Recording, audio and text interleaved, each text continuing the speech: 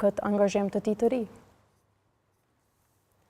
Në vazhdim kemi një deklarim tjetër, po ashtu të Riho Teras, i cili flet për vizitën e Aleksandar Vučić në Moskë të Rusisë më 9 maj, në ditën kur Rusia shënoi edhe ditën e fitores nga lufta e dytë botërore. Ishte në mesin e disa liderëve autoritar nga vende të ndryshme të botës, përfshirë këtu edhe liderin presidentin kinez Xi Jinping, i cili ka qëndruar si mysafir i presidentit Rus Vladimir Putin, dhe po ashtu ka mbajtur edhe një takim privat me Putin në pamjen cilat i kemi sjellur qysh atëherë kur edhe është mbajtur ky takim, mirë po të njëjtin e pati kundërshtuar Teras, i cili tani po e kritikon edhe presidentin e Këshillit Evropian Antonio Costa për vizitën që pati në Beograd, pavarësisht kësaj vizite të Vučićit në Moskë.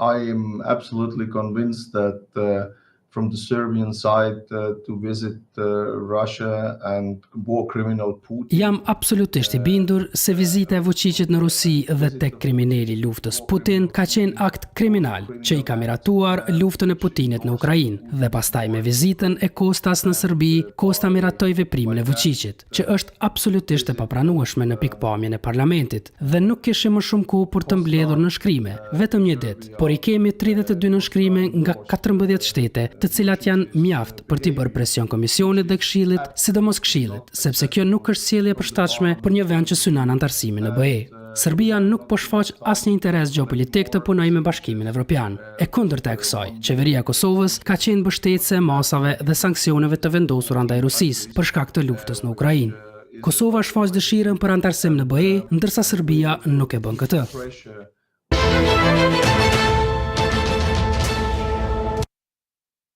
Si deklaratë të fundit në këtë